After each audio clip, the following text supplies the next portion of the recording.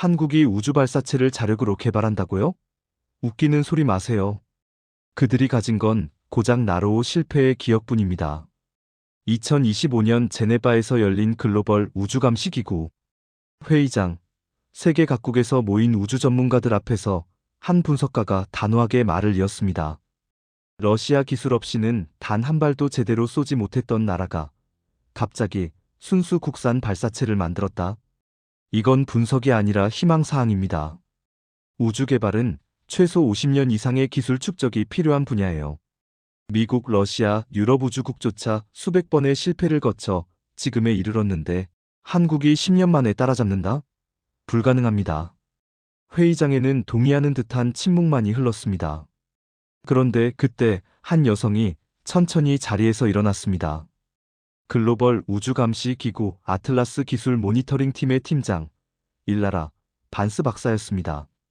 좋습니다. 그렇다면 제가 직접 현장에 가서 확인하고 오겠습니다. 당신 말처럼 한국이 정말 따라하기에 급급한 삼류 국가인지 아니면 우리가 놓친 무언가가 있는지 말이죠. 다만 한 가지는 확실히 해두겠습니다. 제25년 경력상 우주 개발을 우습게 보고 성공한 나라는 단 한 곳도 없었습니다. 지금 이곳은 인류 우주 개발 역사상 가장 극적인 반전이 펼쳐질 현장, 과연 그곳에서 무슨 일들이 벌어지고 있었던 걸까요? 그 이야기 지금 바로 시작합니다. 저는 글로벌 우주감시기구에서 25년을 일해온 일라라 반스입니다. 솔직히 말씀드리면 한국행 비행기에 오르면서도 이건 시간 낭비라는 생각뿐이었어요.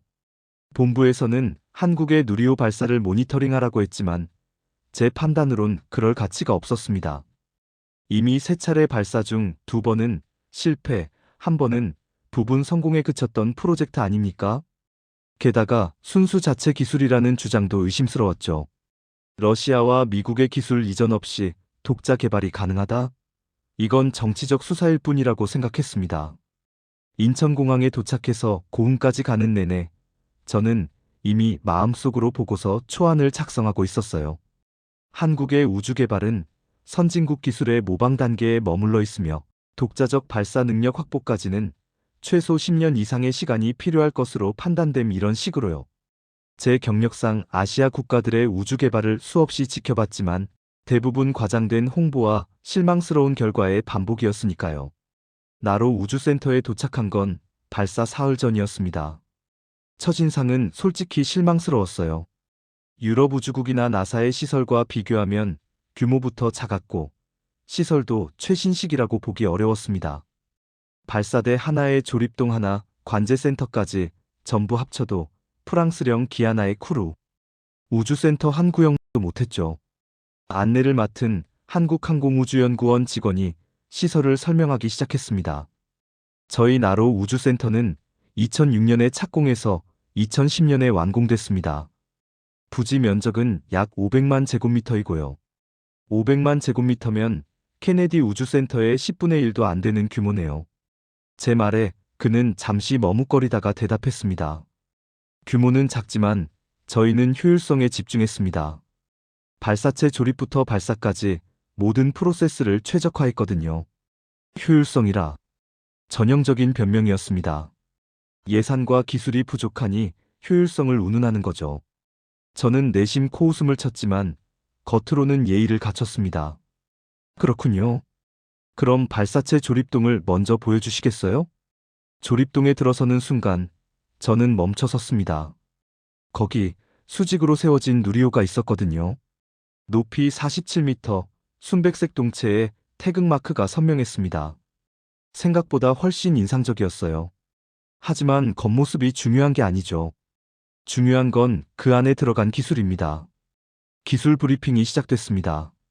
한화 에어로스페이스의 수석 엔지니어가 발표를 맡았는데 첫 슬라이드부터 제 눈길을 끌었습니다. 누리호는 총 3단 구성의 발사체로 1단과 2단에는 75톤급 액체 엔진이 장착되어 있습니다. 1단에는 4기의 엔진이 클러스터링 방식으로 배치됐고요. 잠깐만요. 75톤급 엔진을 자체 개발했다는 겁니까? 제 질문에 엔지니어는 자신있게 대답했습니다. 그렇습니다. 이 엔진은 케로신과 액체 산소를 추진제로 사용하며 연소실 압력은 60바 이상을 유지합니다. 추력 편차는 플러스 마이너스 2% 이내로 제어되고요. 추력 편차 2%? 그건 러시아의 RD-180 엔진보다 우수한 수치인데요. 맞습니다. 저희는 연소 안정성과 추력 제어에 특히 신경 썼습니다. 저는 속으로 의구심이 들었어요. 액체 엔진 개발은 우주 발사체 기술의 핵심 중 핵심입니다. 미국도 F1 엔진 개발에 10년 넘게 걸렸고, 러시아는 50년 넘는 시행착오 끝에 지금의 기술을 확보했죠. 한국이 10년 만에 이 수준에 도달했다? 믿기 어려웠습니다. 엔진 연소 시험은 몇 차례나 진행했습니까? 75톤급 엔진은 총 150회 이상의 연소 시험을 거쳤습니다. 누적 연소 시간은 13,000초를 넘었고요. 150회. 이건 생각보다 많은 횟수였습니다. 하지만 여전히 의심은 가시지 않았어요. 핵심 부품들은 어디서 조달했습니까? 터보펌프라든가 연소실 냉각 시스템 같은 거요. 엔지니어는 잠시 뒤를 돌아보더니 한 중년 남성을 가리켰습니다. 저분이 터보펌프 개발 책임자이신 박 박사님이고, 연소실 설계는 김 박사님 팀에서 담당하셨습니다. 모두 저희 한국항공우주연구원과 한화에어로스페이스 소속이죠. 그 순간 저는 깨달았습니다. 이들이 정말로 자체 개발했다는 걸요. 외국 기술 이전이나 부품 수입이 아니라 처음부터 끝까지 한국인들의 손으로 만들었다는 겁니다. 하지만 그렇다고 해서 발사 성공이 보장되는 건 아니죠. 오히려 경험 부족이 더 큰 변수가 될 수 있습니다. 브리핑은 계속됐습니다. 페어링 분리 시스템, 탑재체 분리 메커니즘, 자세 제어 시스템까지 모든 게 한국 기술이라고 했습니다. 저는 점점 더 불안해졌어요.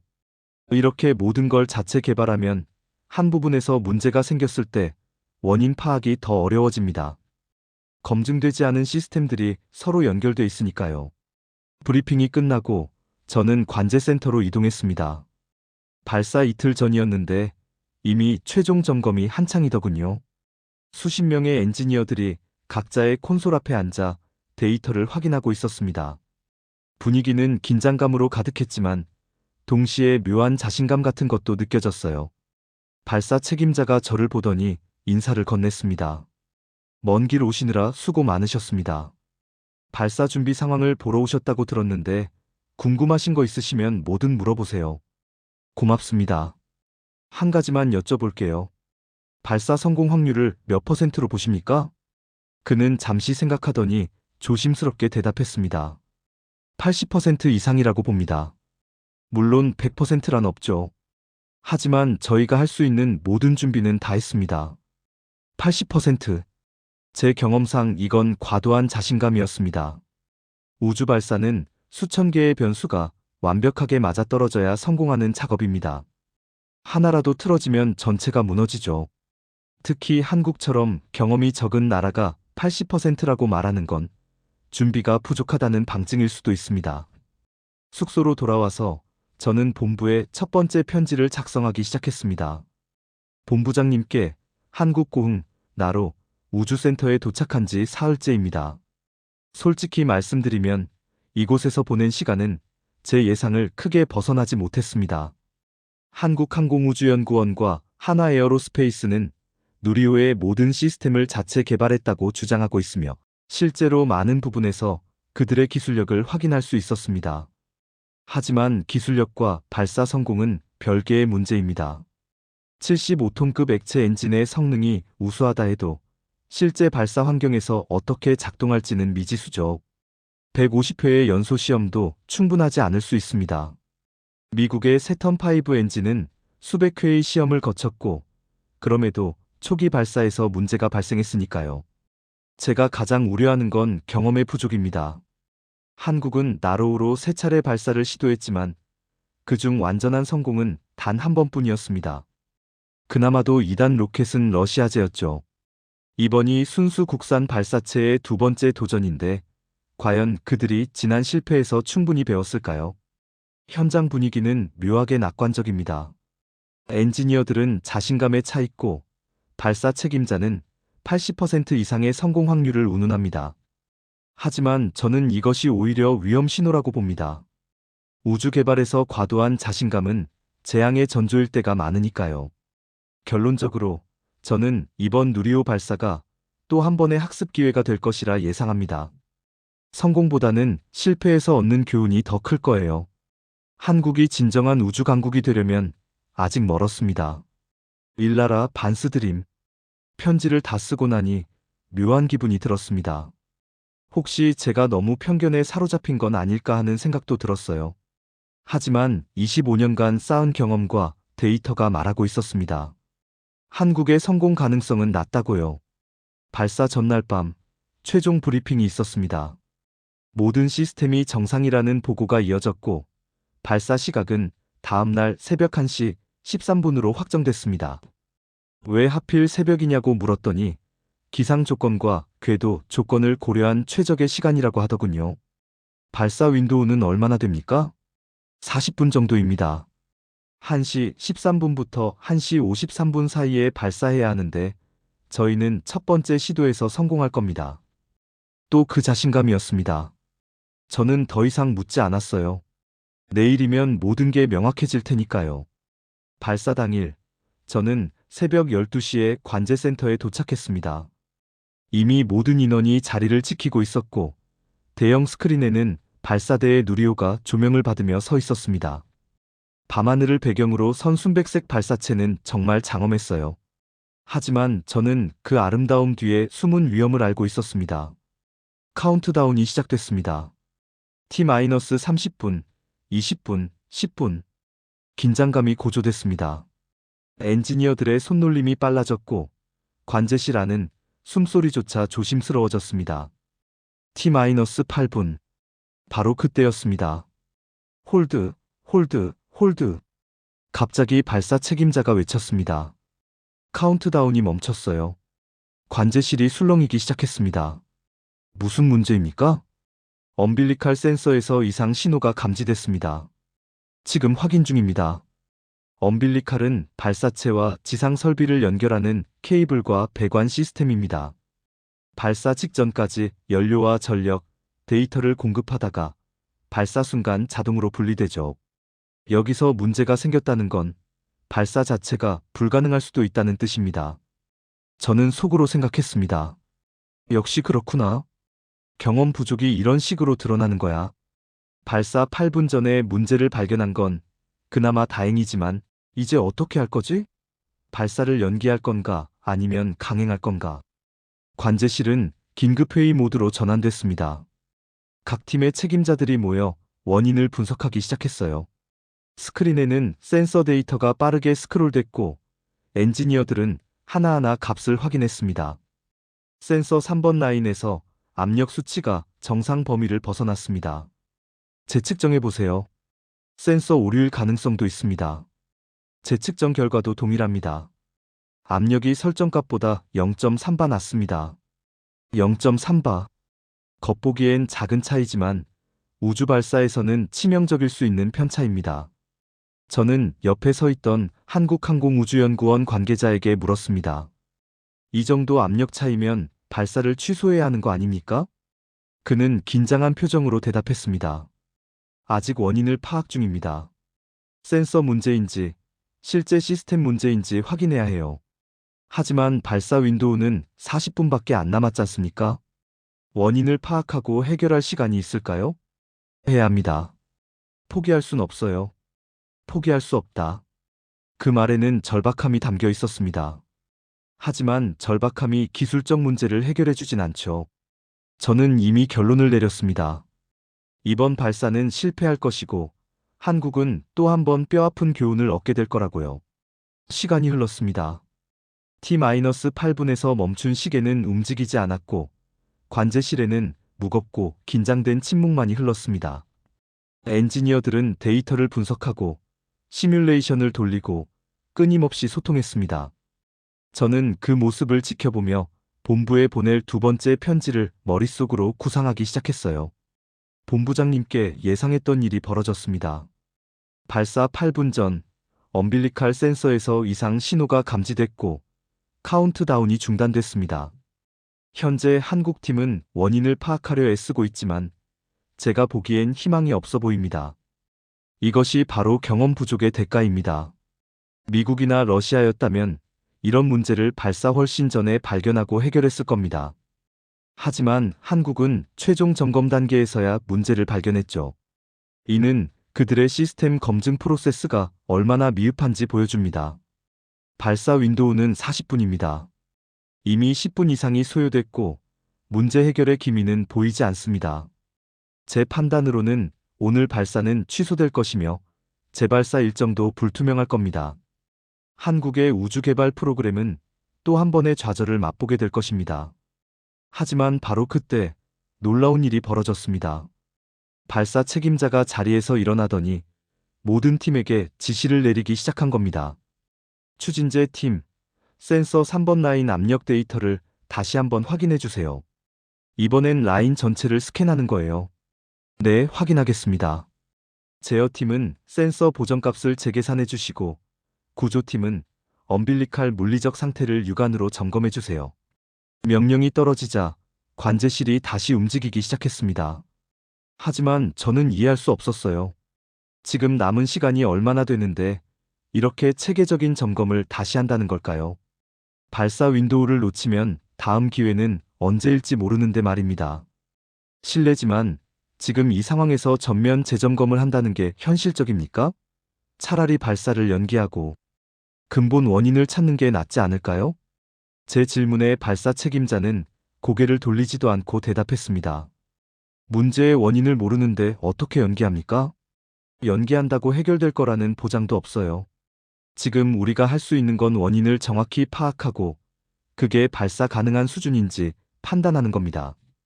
그 말에는 흔들림이 없었습니다. 저는 그제야 깨달았어요. 이 사람들은 포기할 생각이 전혀 없다는 걸요. 시간이 촉박하든 압력이 크든 그들은 끝까지 해답을 찾으려 하고 있었습니다. 5분이 지나고 추진제 팀에서 보고가 올라왔습니다. 센서 3번 라인 전체 스캔 완료했습니다. 물리적 이상 없습니다. 센서 자체에 문제가 있는 것으로 추정됩니다. 센서 문제라면 발사에 지장이 있습니까? 센서 3번은 백업용입니다. 주 센서인 1번과 2번은 모두 정상이에요. 3번 센서를 비활성화하고 발사에도 문제 없습니다. 확실합니까? 네, 확실합니다. 시뮬레이션 결과 주 센서만으로도 충분히 모니터링 가능합니다. 발사 책임자는 잠시 생각에 잠겼습니다. 그리고 제어팀 책임자를 불렀어요. 제어팀 의견은 어떻습니까? 저희도 동의합니다. 3번 센서는 이중 백업이고 1번과 2번 센서가 정상이면 발사에 문제 없습니다. 구조팀은요? 육안 점검 결과 엄빌리칼 물리적 상태는 완벽합니다. 연결부, 밸브, 모든 게 정상이에요. 모든 팀의 보고를 듣고 발사 책임자는 심호흡을 했습니다. 그리고 마이크를 잡았어요. 전 팀에 알립니다. 센서 3번 라인 이상은 센서 자체 결함으로 판명됐습니다. 주 센서 정상, 시스템 정상, 발사 속행합니다. 카운트다운 재개, T-8분부터 다시 시작합니다. 관제실에 안도의 한숨이 흘렀습니다. 하지만 저는 믿을 수 없었어요. 지금 이 사람들이 뭘 하는 거죠? 센서 하나에 문제가 생겼는데 그냥 비활성화하고 발사한다고요? 이건 무모한 도박 아닙니까? 저는 다시 물었습니다. 백업 센서라 해도 왜 문제가 생겼는지 정확한 원인은 모르는 거 아닙니까? 혹시라도 더 큰 문제의 징후일 수도 있잖아요. 발사 책임자가 저를 똑바로 쳐다봤습니다. 박사님, 우주 발사에 100% 확신이란 없습니다. 저희가 할 수 있는 건 가능한 모든 데이터를 분석하고 최선의 판단을 내리는 거예요. 지금 저희는 그 일을 하고 있습니다. 그 눈빛에는 두려움도 망설임도 없었습니다. 오직 확신만이 있었죠. 저는 더 이상 말을 잇지 못했습니다. 카운트다운이 재개됐습니다. T-8분, 7분, 6분. 이번엔 아무 문제도 발생하지 않았어요. 모든 시스템이 정상으로 작동했고 누리호는 발사를 기다렸습니다. T-3분. 관제실의 긴장감이 최고조에 달했습니다. 발사대의 조명이 더 밝아졌고 카메라들이 누리호의 모든 각도를 비췄습니다. T-1분. 자동 시퀀스가 시작됐습니다. 이제 컴퓨터가 모든 걸 제어합니다. 인간이 할 수 있는 건 지켜보는 것뿐이에요. T-30초, 20초, 10초, 10, 9, 8, 7, 6, 5, 4, 3, 2, 1 점화. 그 순간 누리호의 1단 엔진 4기가 동시에 점화됐습니다. 엄청난 화염과 연기가 발사대를 뒤덮었고 땅이 흔들리는 게 느껴졌어요. 관제실 안에서도 그 진동이 전해졌습니다. 리프트 오프. 누리호가 천천히 그러나 확실하게 떠오르기 시작했습니다. 새벽 1시 13분 순백색 발사체는 붉은 불꽃을 뿜으며 밤하늘을 향해 솟아올랐습니다. 속도가 점점 빨라졌고 곧 하나의 빗줄기가 되어 구름을 뚫고 올라갔어요. 관제실이 환호성으로 가득 찼습니다. 사람들은 서로 껴안고 악수하고 눈물을 흘렸습니다. 하지만 발사 책임자는 여전히 자리를 지키며 스크린을 주시했어요. 비행 상태 정상, 추력 100%, 고도 5km 통과. 일단 엔진 4기 모두 정상 작동, 자세 제어 정상. 고도 10km, 속도 마하 0.8. 데이터가 계속 흘러나왔고 모든 수치가 정상이었습니다. 저는 그 광경을 멍하니 바라봤어요. 이게 정말 일어나고 있는 일인가 싶었습니다. 일단 분리 준비, 3, 2, 1 분리. 발사 2분 5초, 1단 로켓이 분리됐습니다. 스크린에서 1단이 떨어져 나가는 게 보였고 곧이어 2단 엔진이 점화됐습니다. 2단 점화 성공, 추력 정상, 고도 60km. 페어링 분리 준비, 3, 2, 1 분리. 2분 43초, 페어링이 두 쪽으로 갈라지며 분리됐습니다. 이제 탑재된 위성들이 우주에 노출됐어요. 모든 게 계획대로 진행되고 있었습니다. 2단 연소 종료, 3단 분리 및 점화 준비. 3, 2, 1 분리 및 점화. 4분 55초, 2단이 분리되고 3단 엔진이 점화됐습니다. 이제 마지막 단계입니다. 3단이 위성들을 정확한 궤도에 올려놓아야 해요. 저는 옆 사람에게 물었습니다. 목표 궤도는 어떻게 됩니까? 고도 550km, 경사각 97.78도의 태양동기 궤도입니다. 태양동기 궤도. 지구 관측 위성에 최적화된 궤도죠. 이 궤도에 정확히 진입하려면 오차가 거의 없어야 합니다. 3단 연소 정상, 고도 200km 통과, 속도 초속 7km, 궤도 진입 궤적 정상, 고도 300km, 400km. 누리호는 계속 상승했습니다. 그리고 발사 13분 후 드디어 목표 고도에 도달했어요. 고도 550km 도달, 3단 연소 종료. 궤도 분석 중, 경사각 97.78도, 오차 0.01도, 0.01도. 거의 완벽한 정확도였습니다. 저는 입을 다물 수 없었어요. 주탑재 위성 분리 준비, 3, 2, 1 분리. 발사 14분 후 주탑재 위성인 차세대 소형 위성 2호가 분리됐습니다. 스크린에서 위성이 천천히 떨어져 나가는 게 보였고 곧 자체 태양 전지판을 펼쳤습니다. 주탑재 위성 분리 성공, 자세 안정화 중. 부탑재 위성 분리 시퀀스 시작. 이제 12기의 부탑재 위성을 순차적으로 분리할 차례였습니다. 하나씩 정확한 타이밍에 정해진 방향으로 분리되어야 해요. 조금이라도 틀어지면 위성끼리 충돌할 수도 있습니다. 부탑재 위성 1호 분리, 2호 분리, 3호 분리. 10초 간격으로 위성들이 분리됐습니다. 모두 정확한 궤도에 안착했어요. 4호, 5호, 6호 분리, 7호, 8호, 9호 분리, 10호, 11호, 12호 분리 완료. 발사 20분 후 12기의 부탑재 위성 모두 성공적으로 분리됐습니다. 총 13개의 위성이 우주로 날아간 겁니다.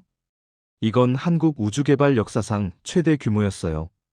관제실은 완전히 축제 분위기가 됐습니다. 사람들은 태극기를 흔들고 노래를 부르고 서로를 축하했습니다. 저는 그 모습을 보며 복잡한 감정에 휩싸였어요. 기쁨, 놀라움, 그리고 부끄러움이 뒤섞였습니다. 지상국 교신 준비, 세종기지 호출 시작. 발사 42분 후 남극 세종기지의 지상국이 주탑재 위성을 호출하기 시작했습니다. 위성이 세종기지 상공을 지나가는 첫 순간이었죠. 저는 그 순간 깨달았어요. 한국이 남극에 과학기지를 운영하고 있다는 사실 자체가 얼마나 대단한 일인지를요. 남극 과학기지를 운영하는 나라는 전 세계에서 30개국도 채 안 됩니다. 그리고 그 기지를 우주통신의 거점으로 활용할 수 있는 나라는 더욱 적죠. 세종기지, 차세대 소형 위성 2호 호출 중 응답대기. 관제실의 모든 시선이 스피커에 집중됐습니다. 잠시 정적이 흘렀어요. 우주와 지구 사이의 신호가 오가는 시간, 빛의 속도로도 수초가 걸리는 그 순간이 영원처럼 느껴졌습니다.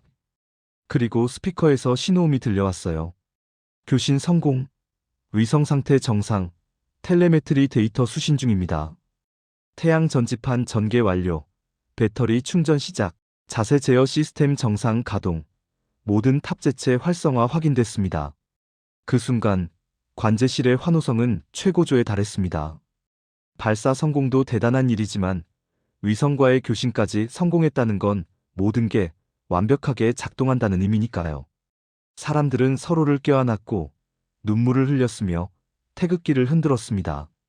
저는 옆에 있던 엔지니어에게 물었습니다. 지상국이 세종기지 하나뿐입니까? 아닙니다. 대전의 한국항공우주연구원 본부, 제주추적소, 그리고 해외에도 여러 협력 지상국이 있습니다. 하지만 첫 교신은 세종기지와 하는 게 전통이에요. 왜 그렇습니까? 세종기지는 저희가 독자적으로 운영하는 시설이고 남극이라는 지리적 위치 덕분에 극궤도 위성과의 교신에 최적이거든요. 게다가 상징적인 의미도 있죠. 남극과 우주, 인류가 도달하기 가장 어려운 두 곳을 한국이 동시에 장악하고 있다는 의미니까요. 저는 그제야 이해했습니다. 이건 단순한 기술 시연이 아니라 한국의 글로벌 인프라와 역량을 보여주는 상징적 행위였던 거죠. 5천만 명의 작은 나라가 남극 대륙에 과학기지를 세우고 우주에 위성을 쏘아 올리고 그 둘을 연결하는 통신망을 구축했습니다. 이건 강대국만 할 수 있는 일이었어요. 부탑재 위성들의 상태는 어떻습니까? 모두 정상입니다. 12기 전부 궤도에 안착했고 순차적으로 교신에 성공하고 있어요. 특히 큐브 위성들의 경우 대학과 민간 기업이 개발한 건데 이것들도 완벽하게 작동하고 있습니다. 대학과 민간 기업. 저는 그 말에 또 한 번 놀랐습니다. 한국의 우주 개발이 정부 주도를 넘어 민간과 학계까지 확산됐다는 증거니까요. 미국의 스페이스X나 블루오리진처럼 한국도 민간 우주 산업 생태계를 구축하고 있었던 겁니다. 저는 자리에서 일어나 창밖을 바라봤습니다. 새벽 하늘은 여전히 어두웠지만 어딘가 멀리서 누리호가 뿜어낸 불꽃의 잔상이 남아있는 것 같았어요. 저는 그제야 깨달았습니다. 제가 얼마나 큰 실수를 했는지를, 한국을 얼마나 과소평가했는지를요. 관제실 한쪽 벽면에는 한국의 우주 개발 역사가 연표로 정리돼 있었습니다. 2090년대 초반 과학 로켓 개발로 시작해서 2993년 우리별 위성 1호 발사, 2002년 아리랑 위성, 2009년 나로호 개발 착수, 그리고 오늘의 누리호까지. 불과 30년 만에 이뤄낸 성과였습니다. 30년. 미국은 우주 개발에 60년 이상을 투자했고 러시아는 70년 가까이 걸렸습니다. 유럽 우주국도 50년의 역사를 자랑하죠. 하지만 한국은 그 절반의 시간 만에 같은 수준에 도달했어요. 아니, 어떤 면에서는 더 나은 결과를 냈습니다. 숙소로 돌아와 노트북을 켰습니다. 본부에 보낼 편지를 써야 했어요.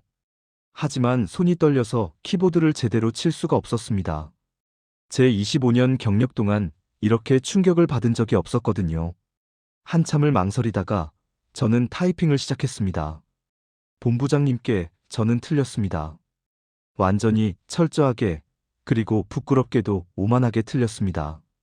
한국의 누리호 발사는 성공했고 그것도 거의 완벽에 가까운, 아니 완벽 그 자체의 성공이었습니다. 발사 8분 전 센서 이상으로 카운트다운이 중단됐을 때 저는 확신했습니다. 이번에도 실패할 거라고요.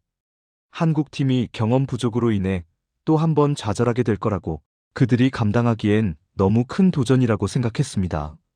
하지만 그들은 단 18분 만에 문제의 원인을 찾아냈고 발사 가능 여부를 판단했으며 과감하게 발사를 재개했습니다. 18분입니다. 나사가 챌린저5 사고 이후 비슷한 상황에서 사흘을 고민했던 것과 비교하면 이건 거의 기적에 가까운 대응 속도입니다. 이건 운이 아닙니다. 철저한 준비, 완벽한 시스템 이해, 그리고 무엇보다 확신에서 나온 결과입니다. 선진국도 꺼려하는 극도의 압박 속에서 그들은 냉정하게 데이터를 분석하고 최선의 결정을 내렸어요. 제가 목격한 한국 엔지니어들의 모습은 충격적이었습니다. 그들은 패닉에 빠지지 않았고 서로를 비난하지 않았으며 침착하게 문제를 해결했습니다. 각 팀이 자신의 영역에서 완벽하게 임무를 수행했고 팀 간 소통은 매끄러웠으며 의사결정 구조는 명확했습니다. 이건 수십 년간 쌓인 조직 문화와 시스템의 결과입니다. 발사 과정은 더욱 놀라웠습니다. 1단 분리는 발사 후 2분 5초에 정확히 이루어졌고 페어링 분리는 2분 43초, 2단 분리는 4분 55초, 모든 단계가 계획된 시간에서 1초도 틀어지지 않고 정확히 실행됐습니다. 이런 정확도는 스페이스X의 팰컨 9이나 유럽의 아리안 5와 비교해도 손색이 없습니다. 특히 목표 궤도 진입 정확도는 경이로웠습니다. 0.01도의 오차, 이건 미국이나 유럽도 매번 달성하기 어려운 수치입니다. 러시아의 소유주 로켓도 평균 0.05도의 오차를 보이는데 한국이 두 번째 완전 성공에서 그보다 나은 결과를 냈다는 건 그들의 유도, 제어 기술이 세계 최고 수준임을 증명합니다. 그리고 13개의 위성 분리. 이건 단순히 숫자의 문제가 아닙니다. 주탑재 위성 1.3톤, 부탑재 위성 12기 합쳐서 약 200kg, 총 1.5톤의 페이로드를 정확한 궤도에 올려놓은 겁니다. 이는 누리호의 설계 목표인 1.5톤을 완벽하게 달성한 것이며 한국이 실용적인 우주 발사 능력을 확보했음을 의미합니다. 더욱 인상적인 건 위성 분리 메커니즘입니다.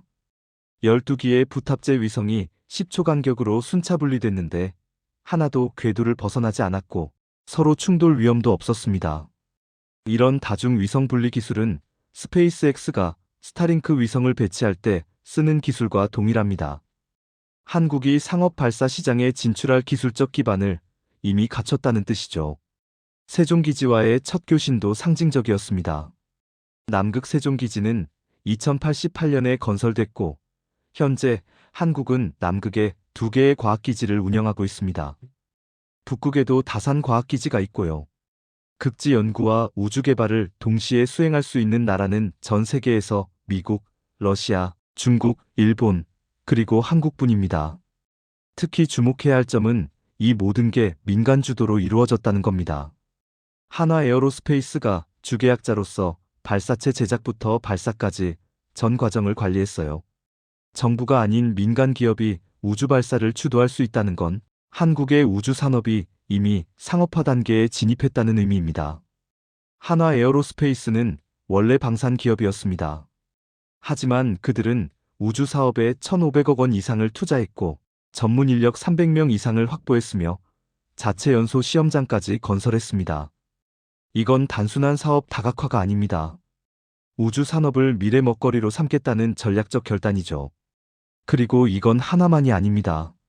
한국 항공우주 산업도 위성 제작에 뛰어들었고 SK텔레콤은 통신 위성 사업을 준비 중이며 대학들은 큐브 위성을 개발하고 있습니다. 한국의 우주 산업은 이미 생태계를 형성했고 그 생태계는 빠르게 성장하고 있습니다.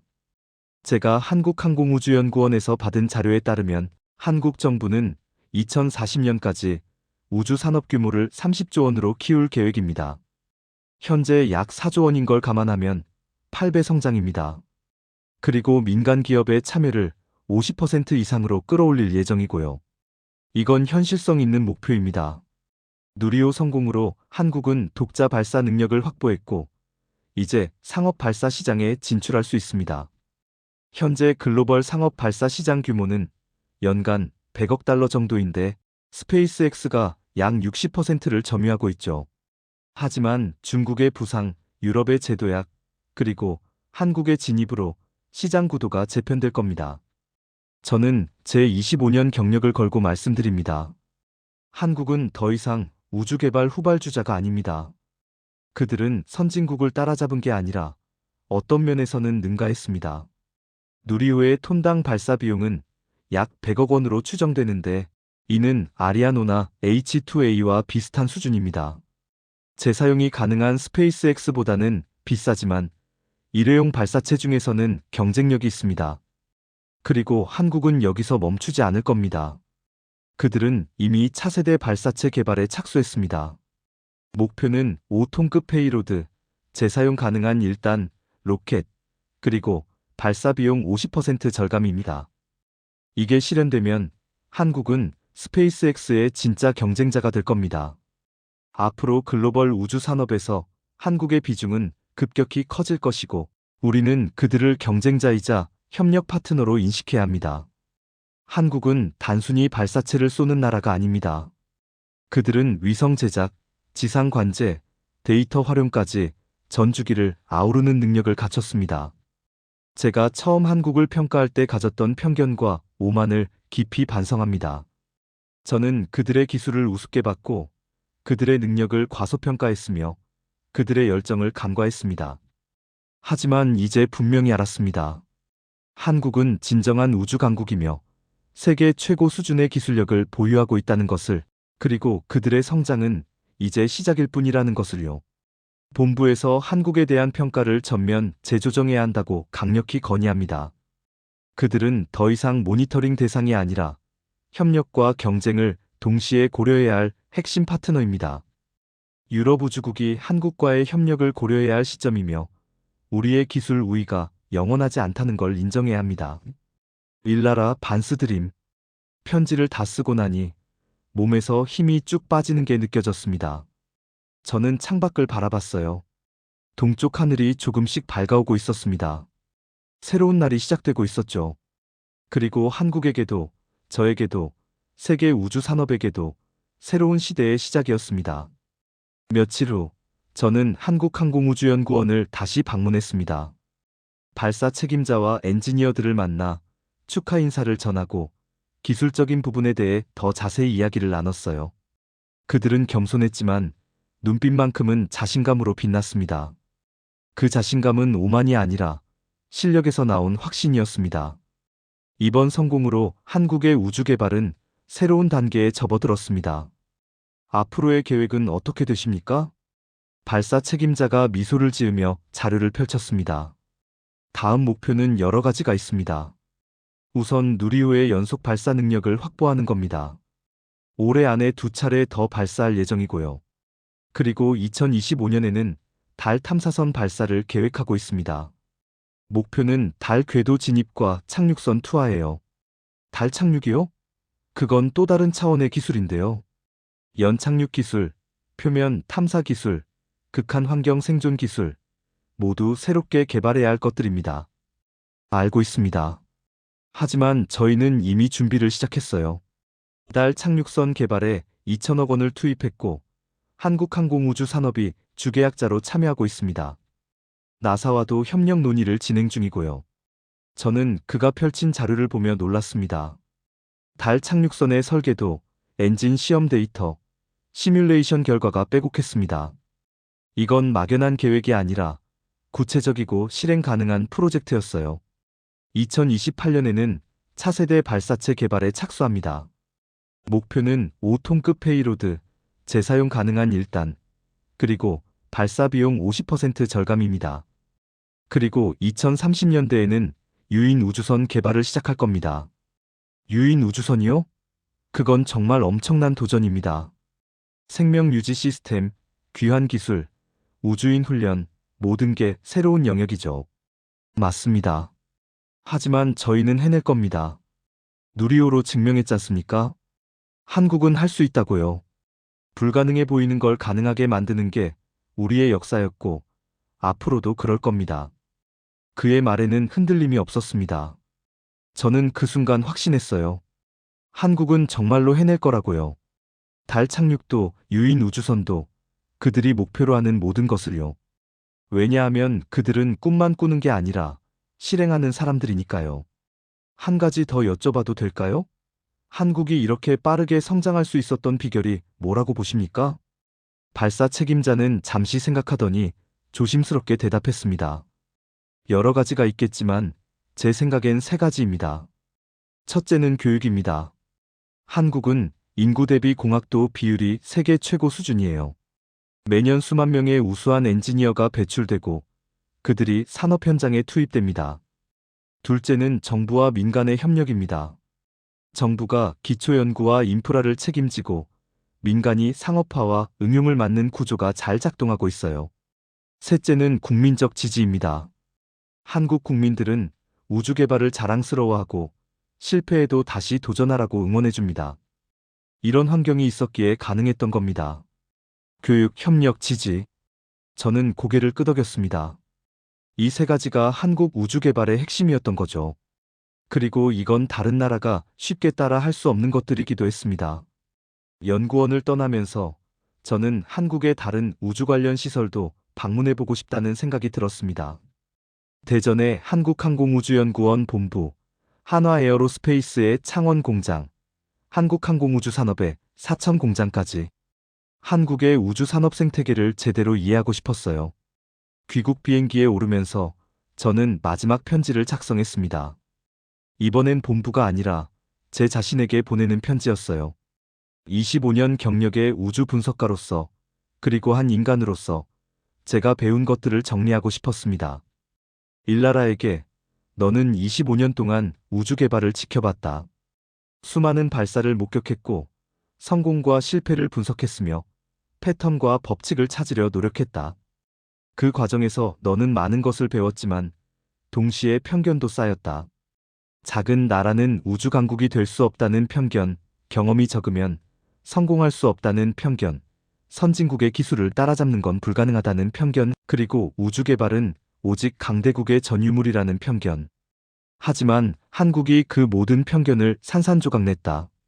그들은 작은 나라지만 큰 꿈을 꿨고 경험이 적었지만 완벽한 준비를 했으며 선진국의 기술을 따라잡는 게 아니라 어떤 면에서는 능가했다. 그리고 무엇보다 그들은 우주 개발이 강대국만의 특권이 아니라 의지와 기술과 열정이 있는 모든 나라가 도전할 수 있는 영역임을 증명했다. 너는 그 과정을 지켜보며 부끄러움을 느꼈고 동시에 깊은 감동을 받았다. 부끄러움은 네가 가졌던 오만과 편견에서 비롯됐고 감동은 한국인들의 열정과 성취에서 나왔다. 그 이중의 감정이 너를 변화시켰다. 이제 너는 알아야 한다. 우주 개발에서 중요한 건 나라의 크기나 경험의 양이 아니라 기술에 대한 열정과 완벽을 향한 집념이라는 것을, 실패를 두려워하지 않는 용기와 끊임없이 배우고 개선하려는 자세라는 것을, 그리고 무엇보다 불가능해 보이는 목표를 향해 묵묵히 전진하는 끈기라는 것을. 한국이 그걸 보여줬고 너는 그걸 배웠다. 앞으로 너는 어떤 나라도 우습게 보지 않을 것이다. 크기로 판단하지 않고 경험으로 평가하지 않으며 과거의 실패로 미래를 예단하지 않을 것이다. 오직 그들이 보여주는 기술과 열정과 실행력으로 판단할 것이다. 그게 한국에게서 배운 가장 큰 교훈이자 네가 앞으로 지켜야 할 원칙이다. 일나라가 비행기가 이륙했습니다. 창밖으로 한국의 땅이 점점 멀어져 갔어요. 서울의 불빛들이 반짝이고 멀리 바다가 보였고 구름이 시야를 가렸습니다. 하지만 제 마음속에는 누리호가 밤하늘을 뚫고 솟아오르던 그 장면이 선명하게 남아 있었습니다.